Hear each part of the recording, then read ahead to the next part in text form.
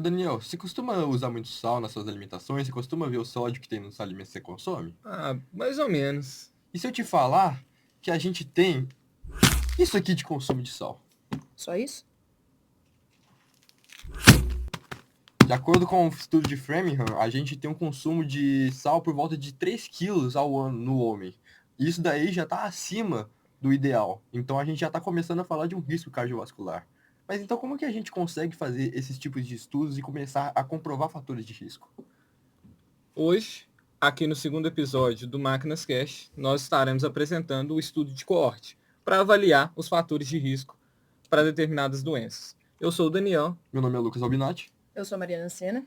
E eu sou o Lucas Daniel.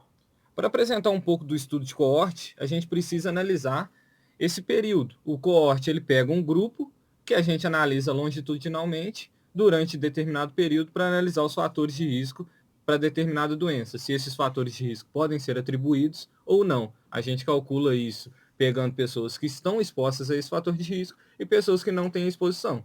Uhum. Justamente por isso a gente está conseguindo comprovar, então, uma nova forma de ver incidência e também, então, da gente conseguir ver quais são os fatores que estão afetando um grupo e outro grupo. Então, dessa forma, ele pode ser tanto retrospectivo, no caso, quando a gente já tem um desfecho daquele todo estudo que a gente está fazendo, e a gente pode fazer um prospectivo, em que a gente está procurando ver o desfecho. Então, nisso, a gente consegue também analisar quantas pessoas vão começar a contrair novas doenças, quais vão ser os fatores de risco que vão estar embutidos ali. Exatamente. Então, falando sobre a prospectiva e retrospectiva, na prospectiva, ela é do presente para o futuro. Então, por exemplo, eu vou procurar 10 mil pessoas que fumam, por exemplo, e dessa forma vou analisar elas do agora e vou dar um tempo de 10 anos para ver quem delas, por exemplo, que vai pegar, por exemplo, o câncer de pulmão.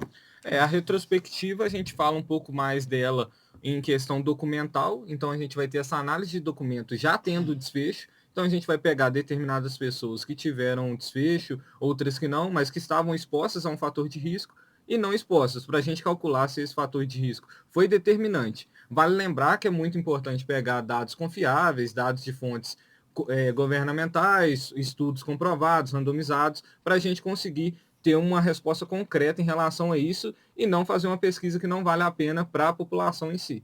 Um estudo muito interessante é o estudo de Frankman, igual o Lucas havia citado, em que pegou 5 mil habitantes da cidade de Frankman, lá nos Estados Unidos, e analisou durante 1949 até os dias atuais quais fatores estavam relacionados com doenças cardíacas. E esse estudo foi tão importante que foi um dos estudos que mais identificou fatores de risco. Então, isso mostra como é importante usamos o estudo de corte para a medicina baseada em evidência.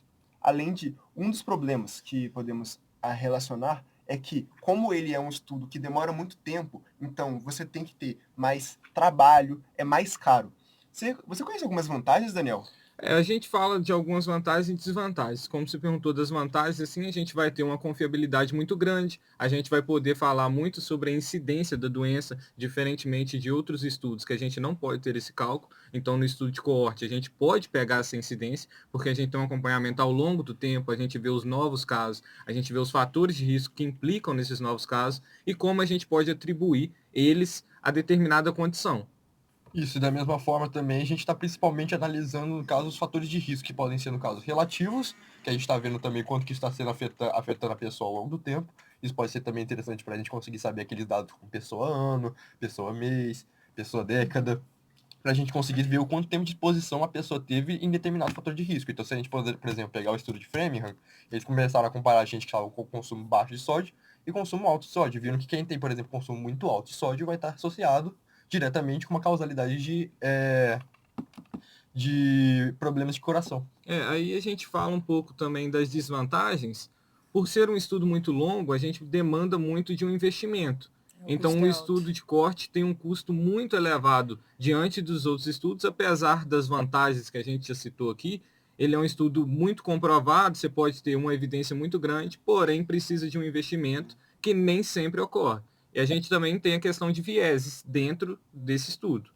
Claro que a gente está pegando uma quantidade muito grande de pessoas e por mais que a gente consegue acompanhar elas ao longo do tempo, existem alguns determinantes que ainda não são contabilizados, mas que a gente consegue ver que algumas coisas são influenciais. Então, por exemplo, às vezes pode pegar um histórico familiar, que a gente não contabilizou, pode colocar algumas condições socioeconômicas que a pessoa está inserida que não foi contabilizada.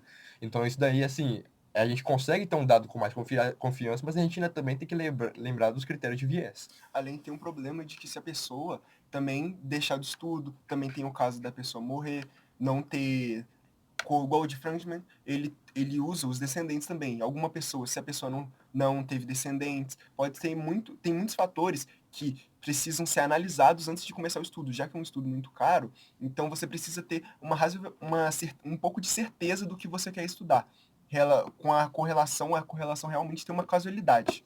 Como a gente tem esse período muito longo de análise, a gente tem algumas pessoas que podem desistir da pesquisa, outras pessoas Sim. que podem vir a falecer, mudar de localidade. Então, a gente pode ter esses problemas de participantes em si. Então, a gente faz esse cálculo no final para tentar igualar a pesquisa sem ter tanta perda. Durante o período que essa pessoa passou na pesquisa, se ela ainda estiver disponível para liberar esses dados, uma vez que a gente precisa da aprovação de cada pessoa, a gente pode utilizar esses dados para também complementar a pesquisa durante esse período que ela participou.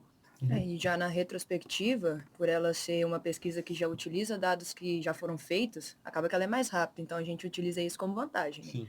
Mais rápida, os dados já estão prontos, geralmente prontuários médicos, dados hospitalares. Além desses dois tipos, a gente pode ter uma combinação também das duas juntas. Então, a gente pode ter, na mesma pesquisa, uma pesquisa prospectiva e uma retrospectiva. Ou seja, que a gente vai ter uma análise documental, mas também vai ter um acompanhamento para ter uma comprovação maior desses documentos. Sim. Tudo para assegurar que a gente vai conseguir estabelecer essa correlação com mais assertividade dos problemas. E é interessante falar também que não só na área da medicina, nessa área da saúde, mas em outras áreas também, como nutrição, psicologia, eles estão utilizando essa pesquisa da coorte, porque eles conseguem ver comportamentos, ambientes, da forma como eles influenciam também na vida da pessoa.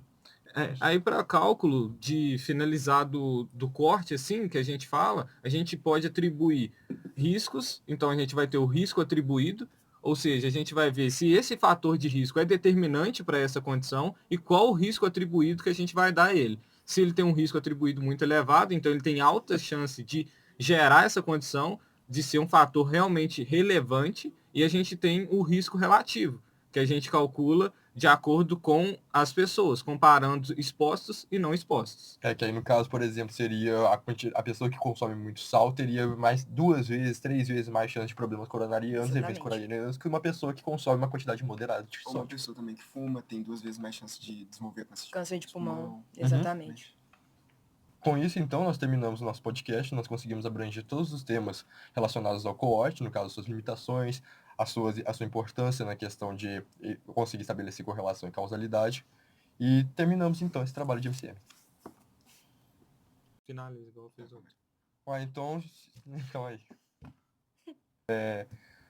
Não, calma aí, vai ter que cortar isso aqui de novo. Tá. E lembra de falar de MCM2, que eu acho que eu não falei no começo. A gente não falou. Ali, você vai pegar o sal. Foi.